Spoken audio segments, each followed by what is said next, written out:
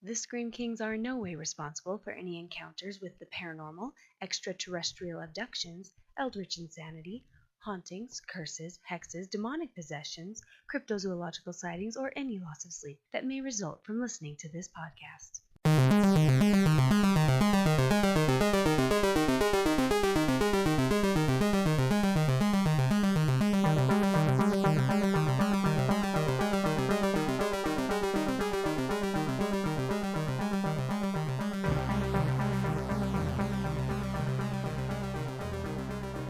This is the Scream Kings podcast. I'm Nathaniel Darkesh. And I'm Max George. It's the doll, Ed.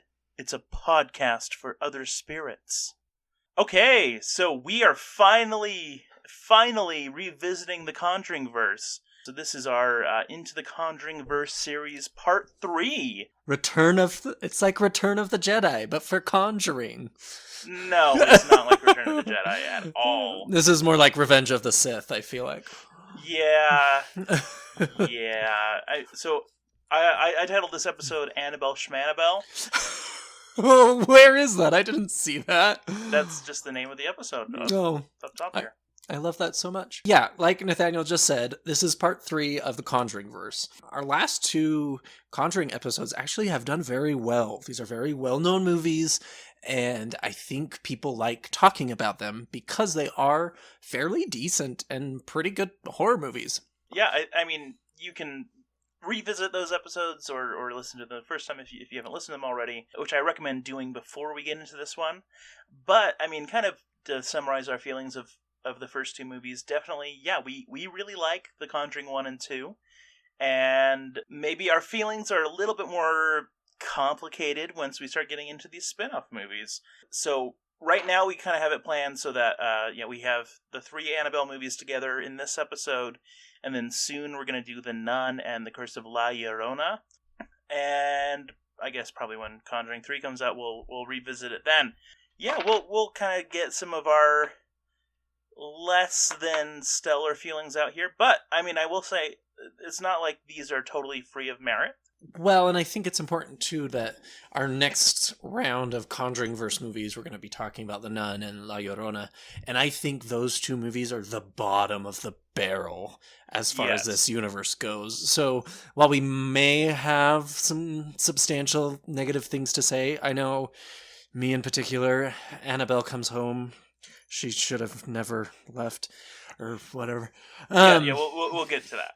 This 4 kind of part episode and eventually 5 with Conjuring 3, these movies are still fairly solid. They take a lot of what the Conjuring universe has built and kind of lean into that in certain ways.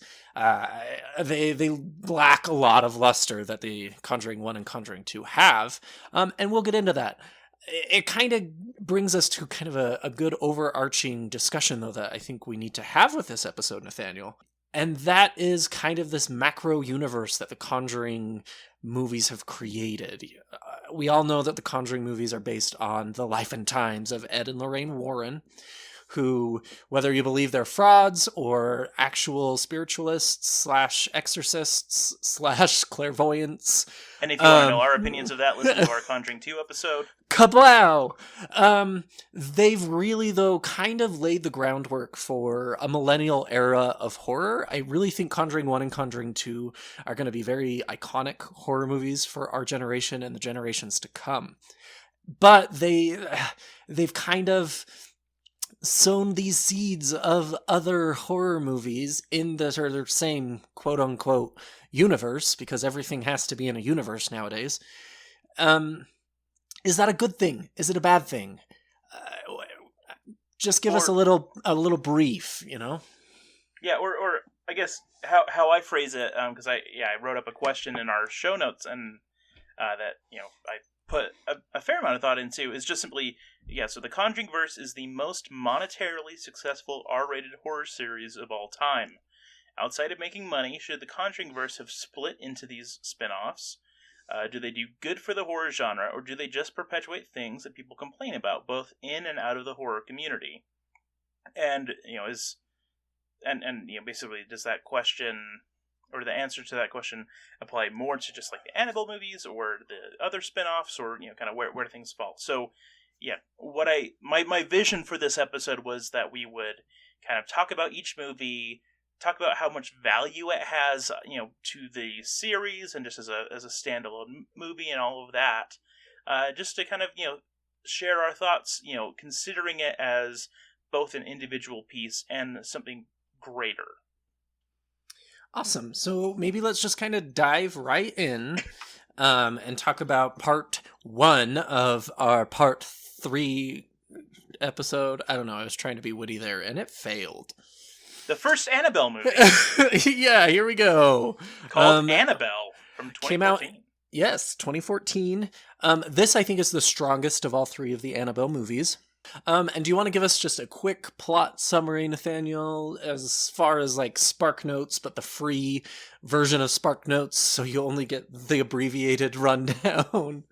Hey, Spark Notes has everything on their website for free. Anyway, I don't ever use it to help write lessons. No, never.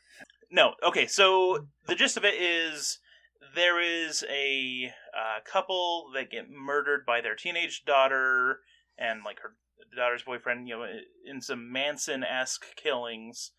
They're bleeding out. The blood gets into this antique doll that looks like it was designed by Satan himself.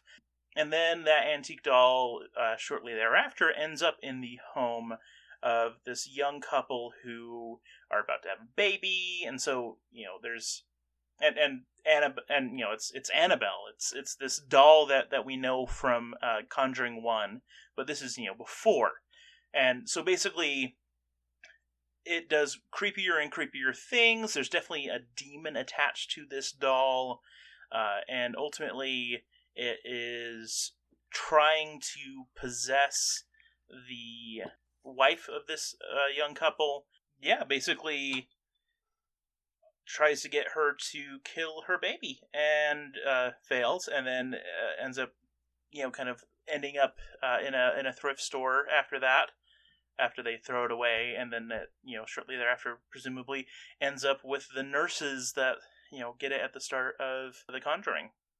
And I think what you just said there, that this demon is trying to possess this wife, she's a new mom, I can't talk today. And that really right there is kind of where the horror is found in this movie. For me, I've seen a lot of depraved things in my life. Whenever it comes to kids in horror movies, there's always this level of uneasiness. It's very pervasive in the Sinister movies. And my favorite part about this first Annabelle in 2014 was they found that line and they got real close to it about what was okay and not okay to do with babies, I thought. Yeah, so yeah, definitely the stakes were very high because there's a baby, that is being threatened. And also, like, I felt like this movie, probably more than a lot of the other ones, had a protagonist that, they did a good job of making you like her. I'd agree. And so, as things start getting bad, you really are trying to root for her as things get really scary. And also, it was just a pretty solidly scary movie throughout. Like, it wasn't perfect by any means, but it was scarier than it probably warranted, considering how not super original the story was. Well, and I think that dynamic of the mother-child kind of getting attacked by a non-human spiritual entity, this demon who we do not know who it is. I think that is what made this movie enjoyable for me. As you mentioned, it was very scary throughout, but scares aside, it was also very uneasy. It kind of reminded me of how I felt in The Babadook, where you have this mother-child dynamic, and that uneasiness between the two really keeps you on the edge of your seat and gives you your white knuckle kind of a reaction, because you're rooting for the baby, you're rooting for the mother, and you just kind of never know what's going to happen next. Agreed. Were there like specific scenes or moments of the movie that really stood out to you? I mean, I love me a good demon. So when you kind of see, and you can't fully see it clearly, this monster that's holding this Annabelle doll that, I mean, seriously, is terrifying in and of itself. That's very viscerally scaring for people who don't interact with demons and the demonic on a daily basis like myself. It's jarring. The Conjuring universe, I love the like yellow iris, bloodshot eyes that they do for all of their kind of supernatural entities. I think that's very good scare factor right there. Agreed. And I think what made I know what scene you're referencing. So it's basically like on a stairwell. I believe that like she had to like go down to the basement to do laundry or something, but it's dark and you see Annabelle emerge from the darkness on the stairwell, and then you see the demon holding it behind it a little bit. And it's just like still in the shadows, but like what you see is just just that reveal was very well done, because like you get the willies when you see Annabelle come out, and then when you see the demon behind it, it was just like a two-step like thing. It was kind of like seeing the darkness behind the darkness. You know, there's always that corner in the dark that you know it's just a pile of clothes there, but you see the pile of clothes shadow, and then there's the bigger shadow behind it, and it's very kind of mind-boggling a little bit sometimes of I don't know, the darkness behind the darkness. I like that term. I need to make a shirt. You can be the darkness behind my darkness, Nathaniel. It's almost Valentine's Day. Aww, that's so the sweet. Power of love compels you.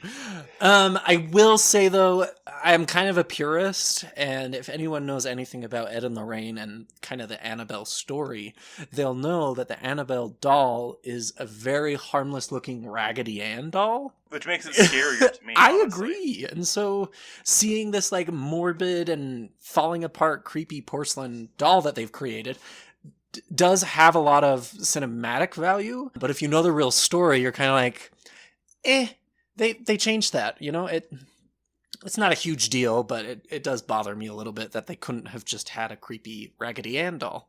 I agree. I understand why they went with it, because I Same. mean, definitely I think the look of the doll is what spawned these movies more than anything I else. would agree, which is powerful in and of itself.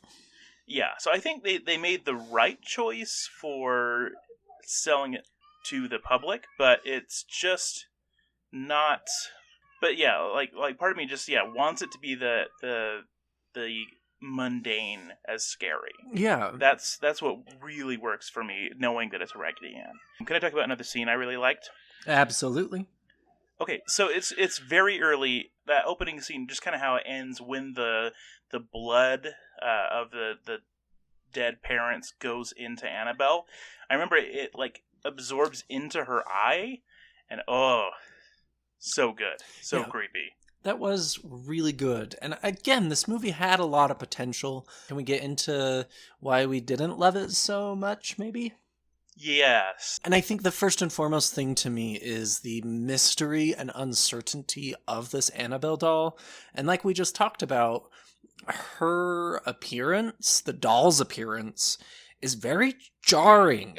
And so it was almost spookier in Conjuring 1 just by herself doing her own thing. Yeah, I agree completely. Like, I feel like it's one of those things where, you know, the more that they add to her story, in many ways, the less she gets, or less scary she is.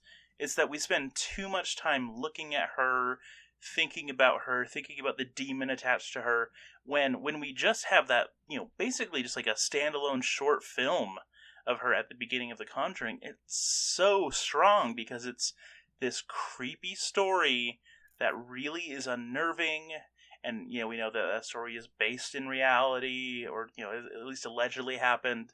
I'm like, yeah, that's creepy. That is so creepy. But when you kind of take it up to this level, it almost is like trying to make the thing that we that drew us into this character like less interesting by connection to it. Like, does that make any sense? Like, yeah, like they try to make it so like Annabelle did all these crazy demonic evil things before it ever got to those nurses, and then it kind of did like tame things with them, and like that's just not that interesting to me. And I think it reminds me of a horror movie where they show you the monster in the first like 20 minutes.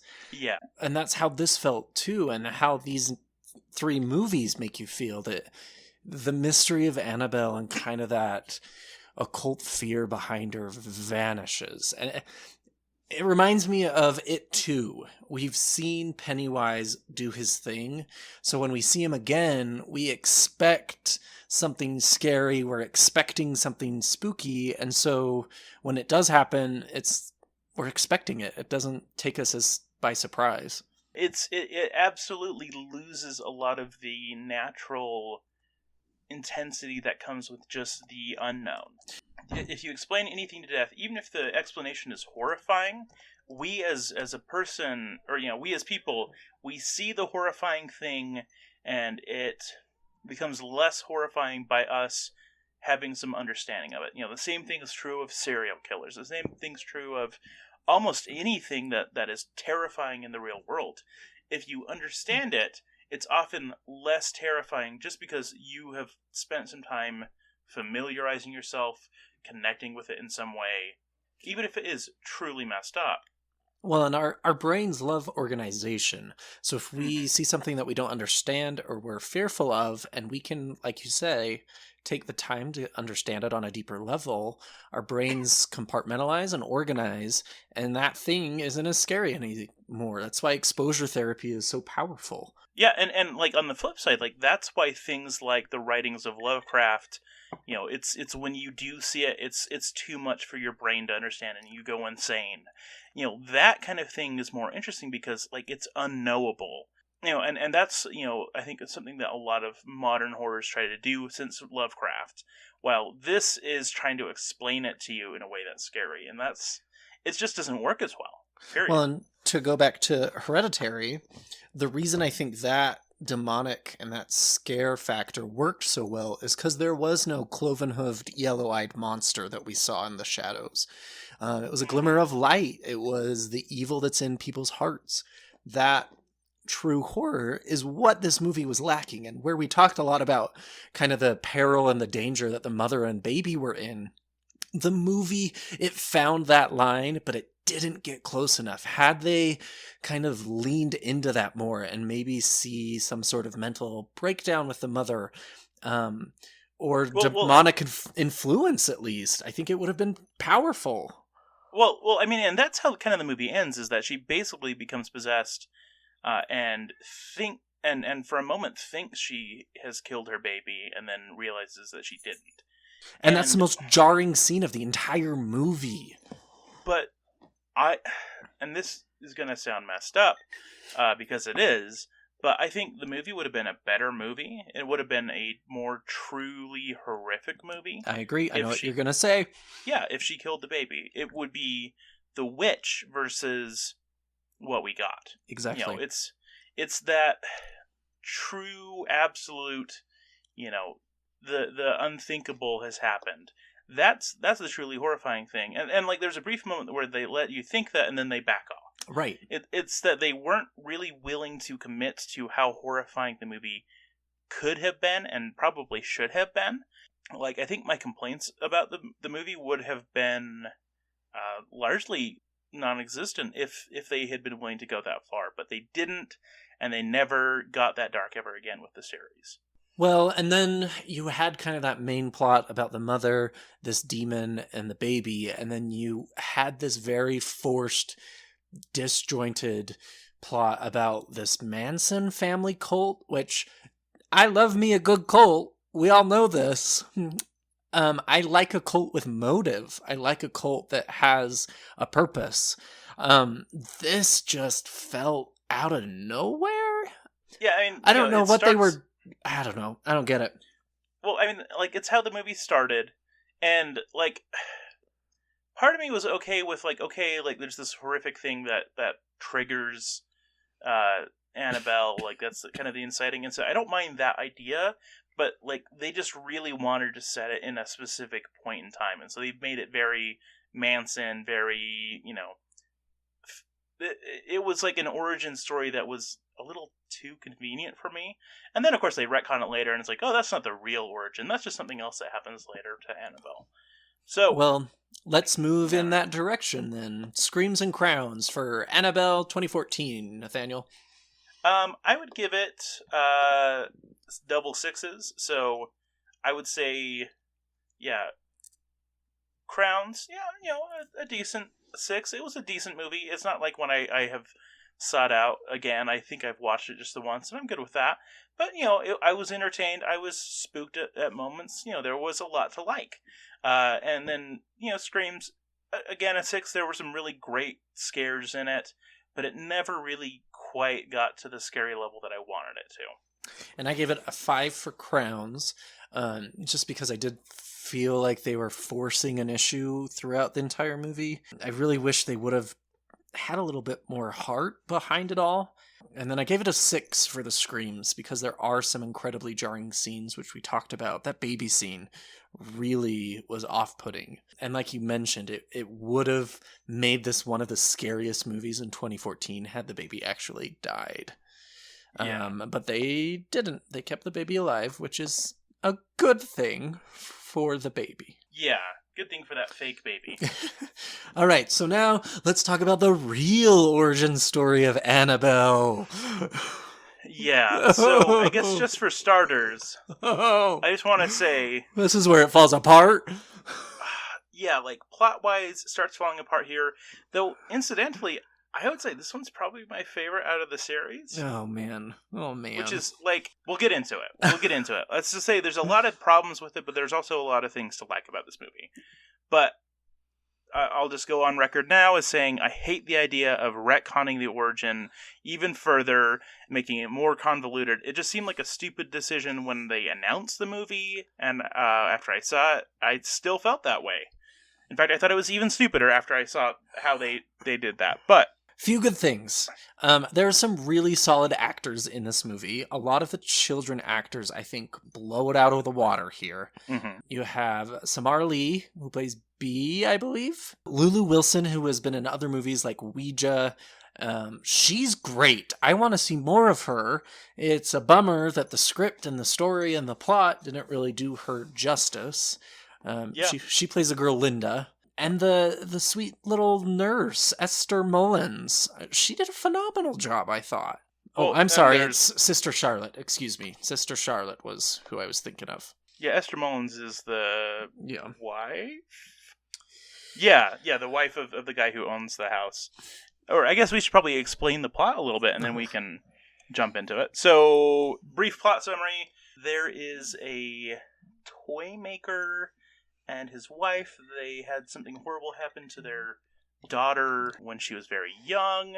There was like a fire or something, and it like burned the wife's face really bad and killed their daughter. Anyway, years later, they decide that they want to open up their home, which kind of, it's like on a farm and, all that kind of stuff, to basically be an orphanage for young girls. And so the Catholic Church brings an orphanage worth of, a small orphanage worth of girls there, and, some nuns and stuff to take care of them. And while there, these girls kind of are poking around and stuff, and then find Annabelle, which was the, daughter of this family's doll. Maybe there's something more sinister going on. And of course, it's already evil and starts to manipulate these girls, and ends up basically possessing one of them for a while. And there's monsters and ghoulies and stuff that abound, and they try to get rid of Annabelle by chucking her down a well, but she keeps re-emerging, and it kind of falls apart. The well, I think, was my favorite part of the entire show. I thought that was really creepy and kind of a fun concept. Yeah, there's a lot of things to like. So yeah, like you said, I felt like the acting was good across the board. I especially felt that the child acting was better in that in this movie than most other movies. Child acting is something, as we've mentioned in previous episodes, is something that can really ruin certain movies. But I felt like it was pretty solid across the board with these kids. They kind of knew what they were doing. I really liked a lot of the characters. I felt like I empathized with the characters more in this film than a lot of other ones. I liked that the main character had a disability, that she's in a wheelchair, and that doesn't define her. but it is creates some interesting obstacles to overcome. And yeah, that's I think some good representation in horror movies. You know, you hardly ever see anyone bound to a wheelchair in movies like this. So points given for that. I thought the nun character, and her name is slipping my mind again, Sister Charlotte, I thought she was a very good representation of what I would want a religious person to be like in my life. She was very convicted to her faith, but at the same time, she kind of had her own voice and her own motive. And I don't know, it was kind of that difference of living your religion and believing in your religion, which was really cool to see in a movie. You know, usually you see nuns, which we'll talk about when we get to the nun, and they're just kind of mindless robots with blind obedience. So it was really refreshing to see that. Absolutely. And another thing I really liked about this movie, other than the characters, which, again, I found them likable, I found them, I empathized with them, is that there are some really good set pieces in this movie. Like, yes, better than this movie deserves, honestly, and probably gave me, as high of a good feeling towards it as I have.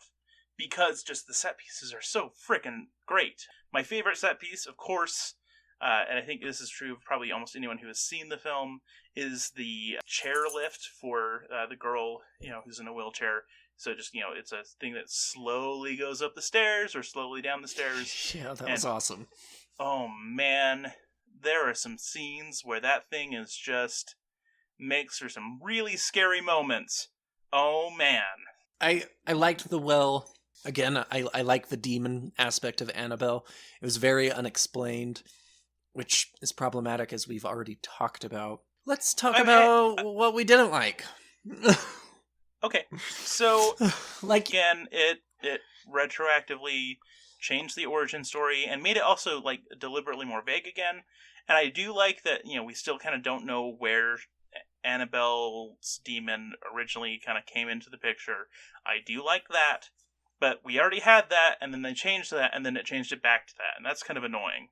This forced subplot about the toymaker's wife being this, spooky shadow in the backgrounds with her weird doll face from houses that October built. And that she, never comes out and stuff like that. It felt like definitely a very forced subplot. It had nothing to do with the main story. It was just weird. And overall, while there were a few good, scary, spooky parts, it was just a haunted house movie. It didn't, bring anything new to the table in any which way, other than completely rewriting the origin story of Annabelle.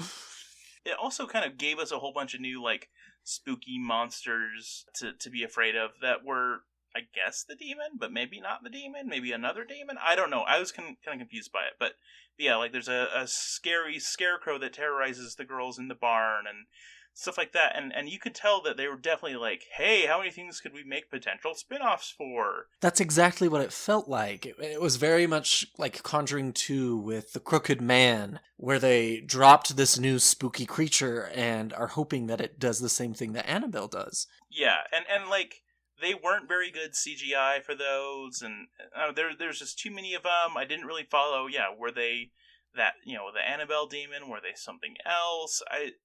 I guess I was left with too many questions about them and never got satisfactory answers. I think this movie, of the three, and eventually when we get to the Nun and La Llorona, was the beginning of the franchisement of the Annabelle kind of situation. I really didn't love this movie, and I thought that it was just the directors and the creators of the Conjuringverse making a quick buck real fast.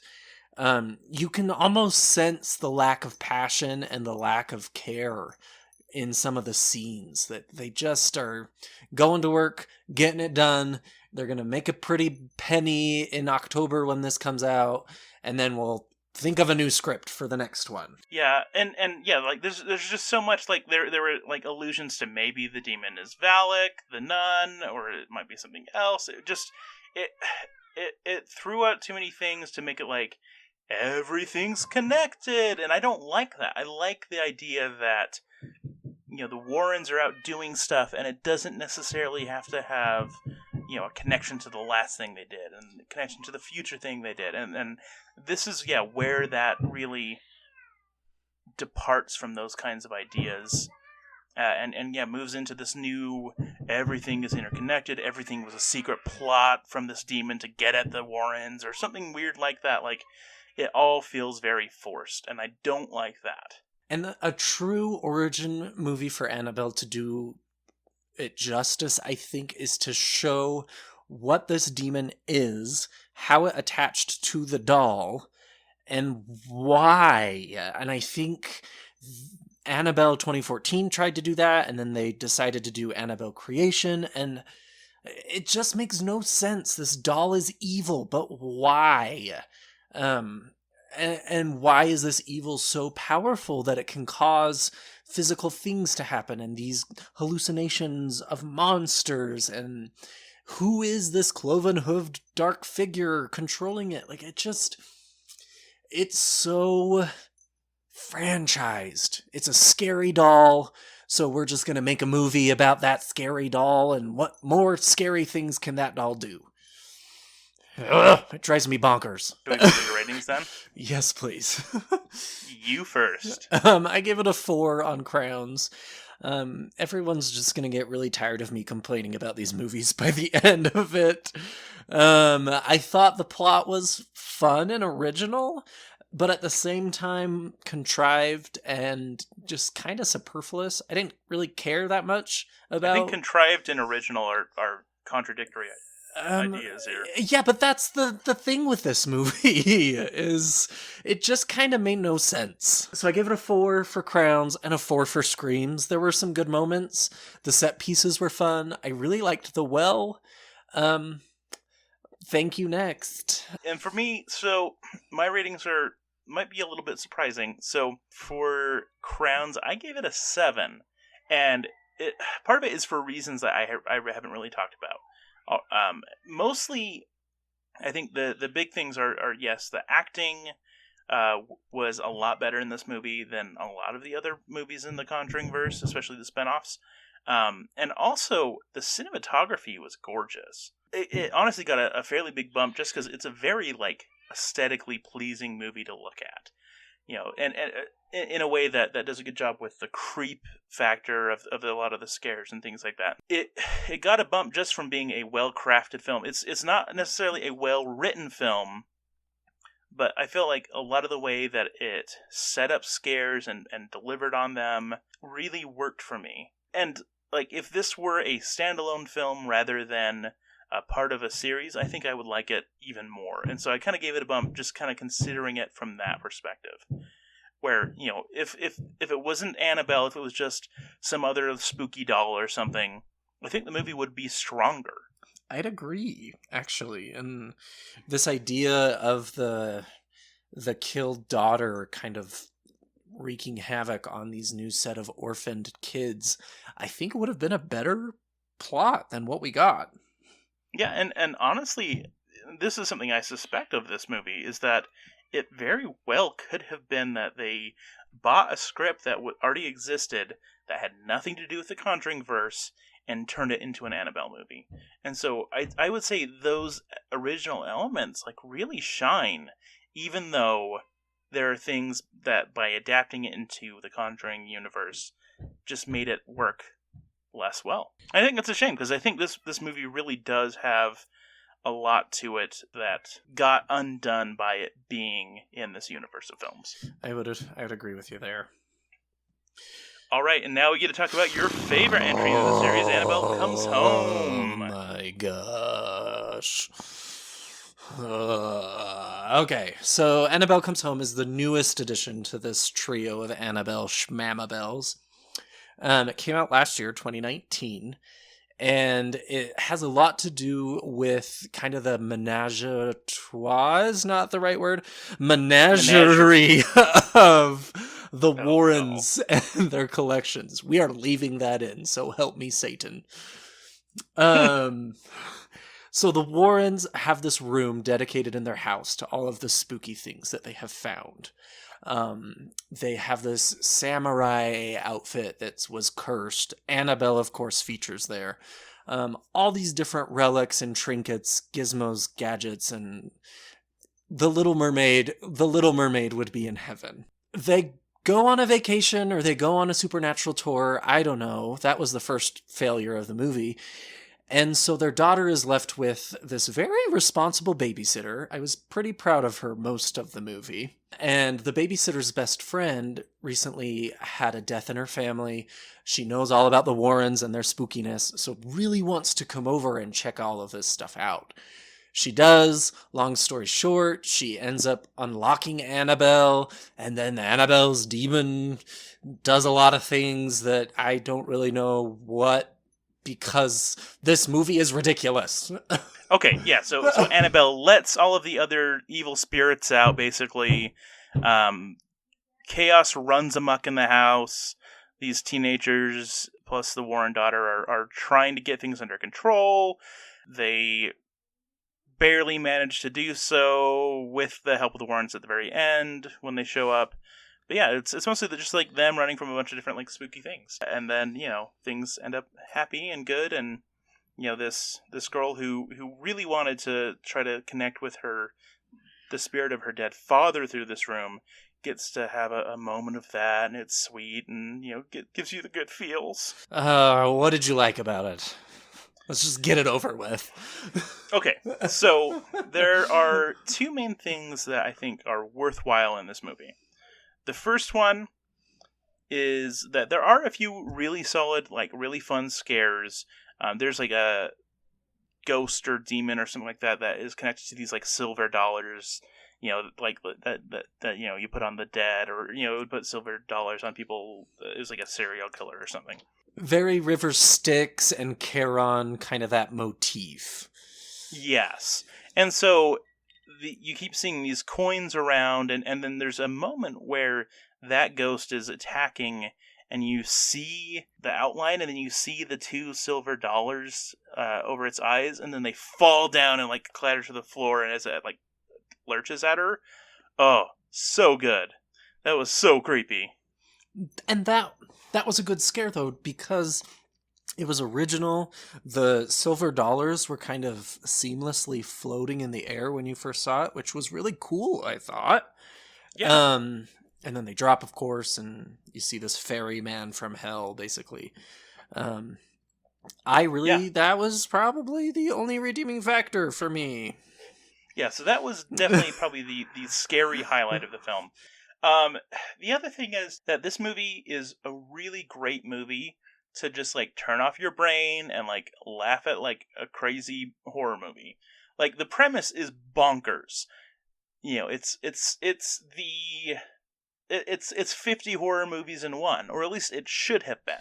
That's what they promised in the trailer. It ended up being more like 4 horror movies in one, but still. It was like half a horror movie. I mean, I didn't say that they were good horror movies. I'm just going to be sassy this entire time. Well, that's fine. Like, yeah, it's not a good movie, but it's great at being a dumb, fun horror movie.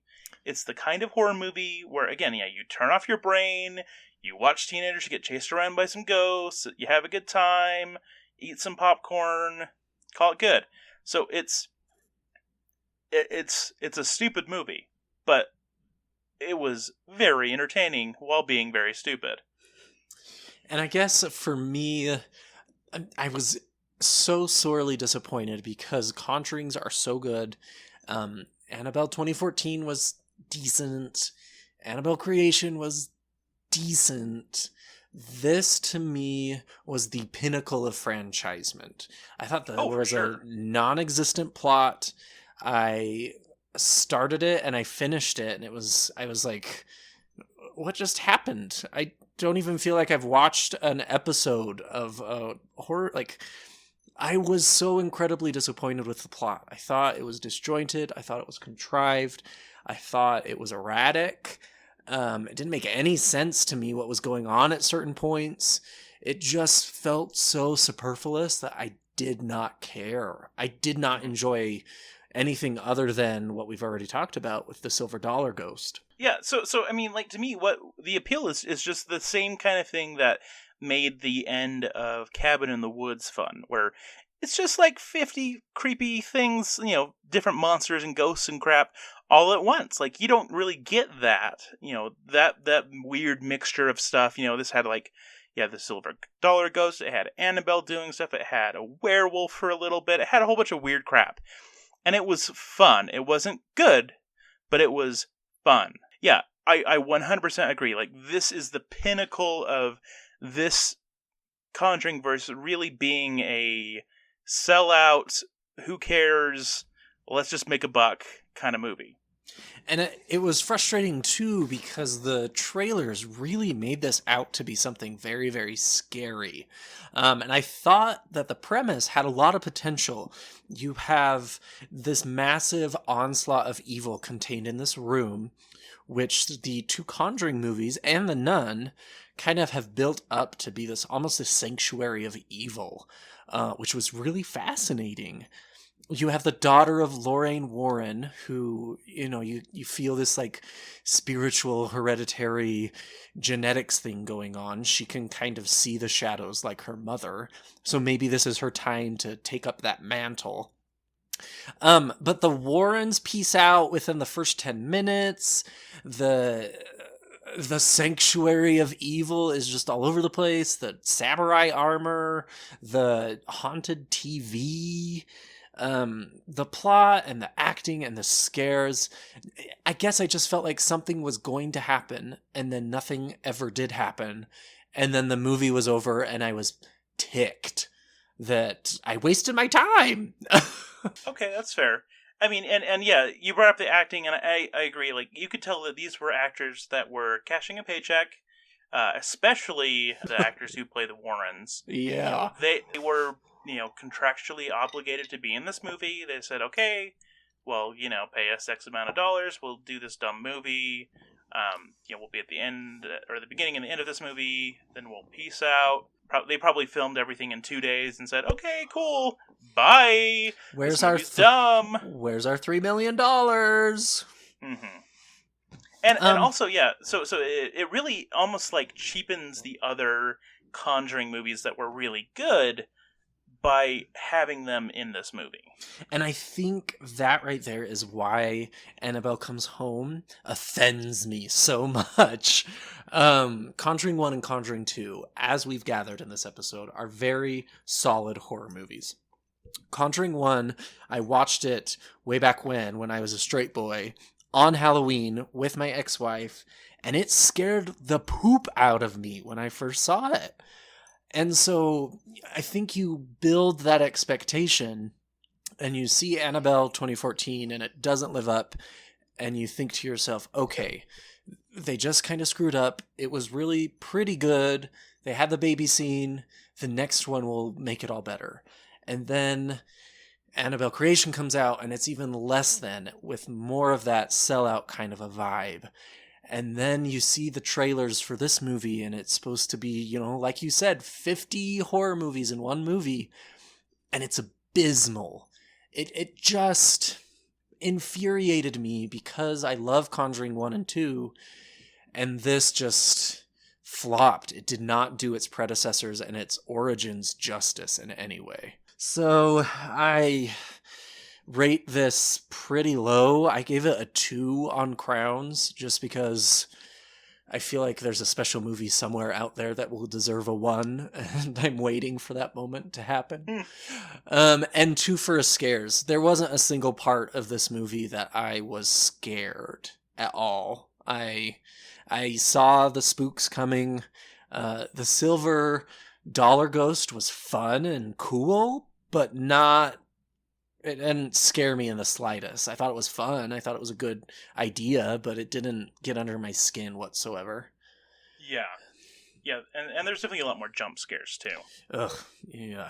So I think this might be the lowest rated movie I've ever talked about on our podcast, Nathaniel. Quite possibly. I'm going to rate it a little bit higher than you. So Crown-wise, I gave it a 4. It's not a good movie. But I'm giving it a 4 because I would actually watch this movie again. Because even though it's dumb, I had fun. I would like to be inebriated. Well, and for me, it's like, this is a movie where I could watch it with, especially like a group of people, and if we, riffed on it Mystery Science Theater style, oh, it would be perfect for that. And then scare-wise, I gave it a 3. Going back to, there are some great spooky moments, with, again, Silver Dollar Guy, but other than that, not really anything spooky in this movie. It was really not great. Really a lot of jump scares. I mean, there was quite a few jump scares in the other 2 Annabelle movies too, but yeah, there was just not that much that stood out. Also, I want to say one other thing about it. So, the person who directed this one, he was the one who wrote the other Annabelle. Well, he wrote the first Annabelle movie. And I don't know, I can't tell who's really credited. Oh yeah, and I guess he also at least partially wrote the second one, though I suspect that's mostly some major reworking of someone else's script. But he is the one, I believe, who is directing The Conjuring 3. No, Lord help us. Yeah, I thought it was going to be James Wan again, but it's not. And that's the werewolf one, right? Well, that's what they were making it look like, but I don't know. Actually, no. Maybe he's not the one. Let me look at who it is. It will probably be the sister of Valak, who was a priest, or I don't even know. One, I hate that The Conjuring 3 has a subtitle. The Devil Made Me Do It. Not a good subtitle. Okay, so then it's definitely the werewolf, because that was part of their investigation. He said that it wasn't his fault, and it was kind of this thing of, the devil made me do it is not going to hold up in a court of law. Mm-hmm. So that will be fun. Yeah, the third one, it's actually directed by Michael Chavez, who directed The Curse of La Llorona. Mm-hmm. Why, James Wan, why are you not taking the helm again? Why hast thou forsaken us, James Wan? Yeah, I mean, I'll go see it, but I'm just worried. Let's get back to kind of our thesis of this whole thing. Was this Annabelle franchise really worth it? Overall, was this a good thing for the horror genre and for all of us horror nerds out there? There are good things and there are bad things. As in life, there are good things and bad things. I think it started out with good intentions. I think they saw Annabelle and the Conjuring and said, wow, this is getting a lot of good visceral scares. We could kind of lean into this. And that's where we get Annabelle 2014. Great movie overall. But then they saw how much money a cheap horror trick could make. And that's when they just didn't care anymore. And that ultimately hurts the Conjuring universe more than helps.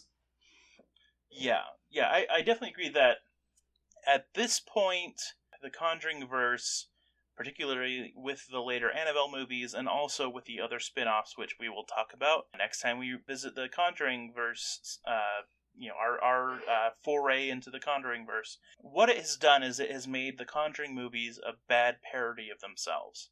Mm-hmm. They're not the same caliber of scares. They're not the same caliber of writing. They're not the same caliber of acting.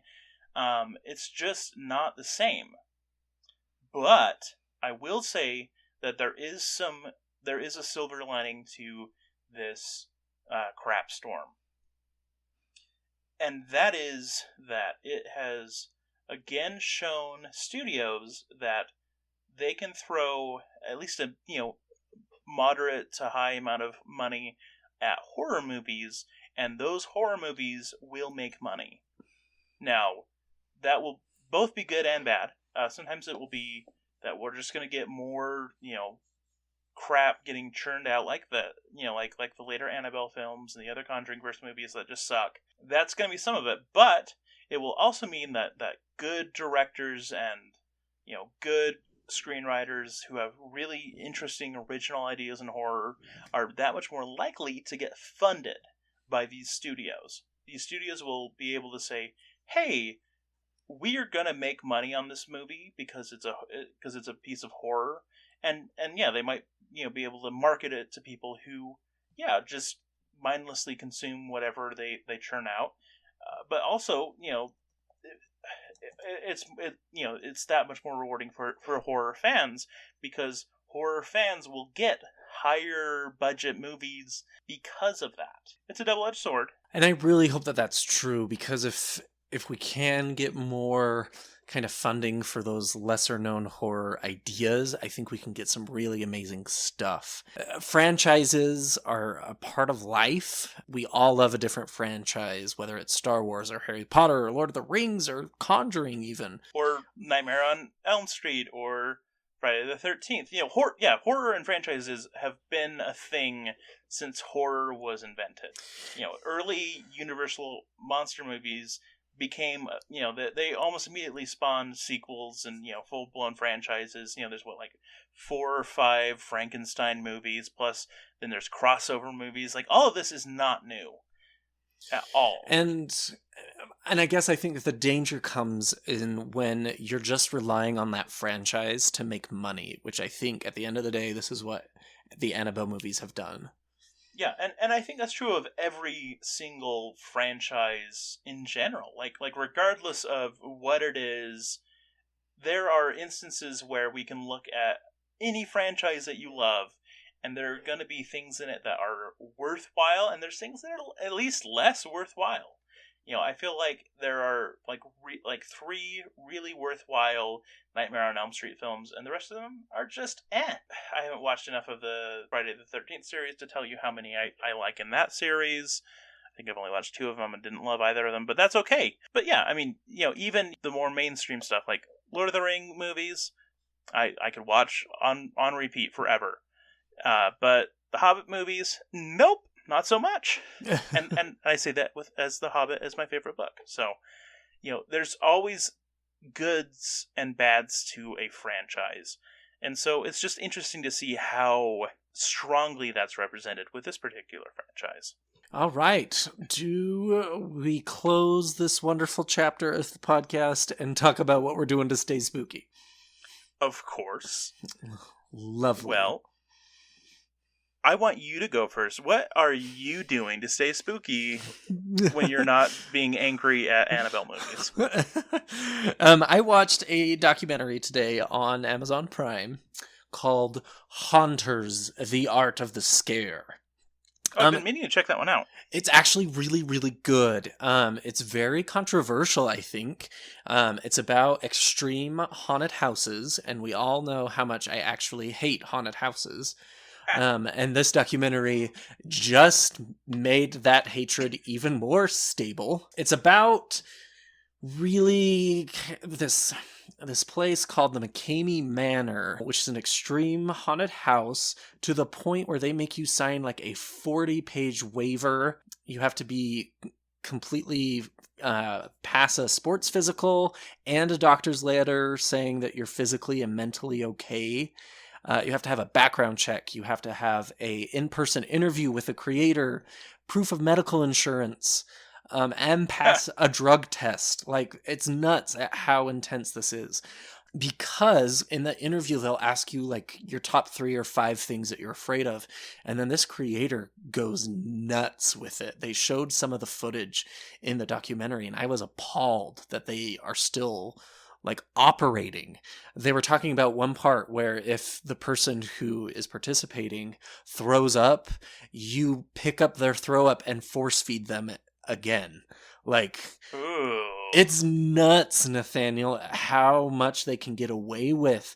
They were talking about how some lady was terrified of germs, and so they found this big container of dog poop and somehow put it in a toilet system and then made the toilet regurgitate on her. It's nuts. And you have 2 to 3 hours to survive this thing.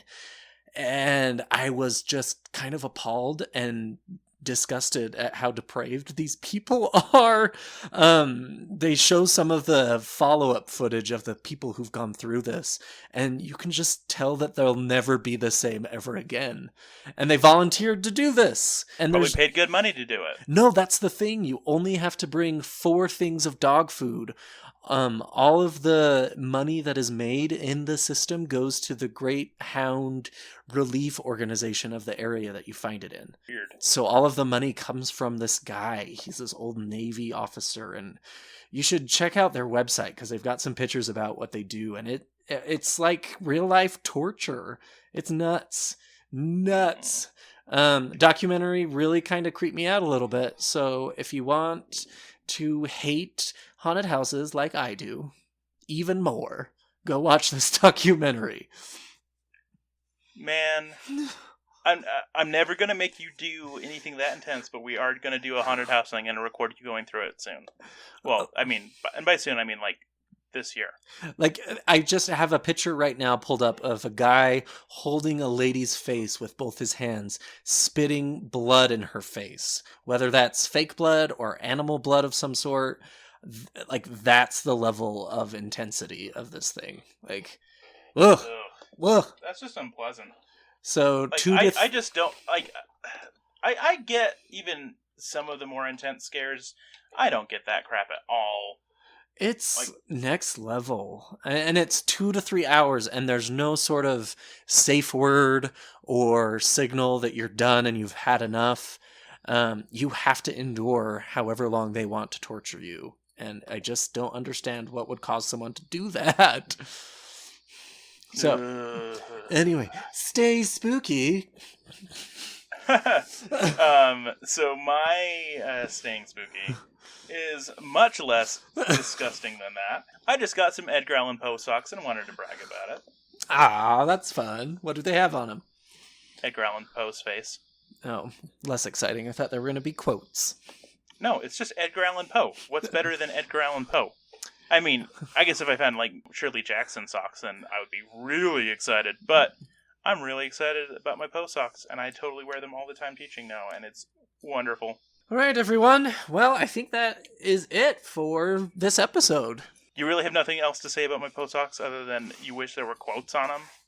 I haven't seen them in person, so I will reserve judgment until that time happens. Fine. All right, well, everyone, you stay spooky out there. Stay spooky. Need even more Scream Kings? Here's our obligatory shameless social media plug. Follow us on Twitter or Instagram at Scream Kings Pod. You could also email us at screamkingspodcast@gmail.com. Help us reach a wider audience of horror fans by leaving a review on iTunes or by sharing a link on social media. You can also support the show by going to patreon.com/Scream Kings. Stay spooky.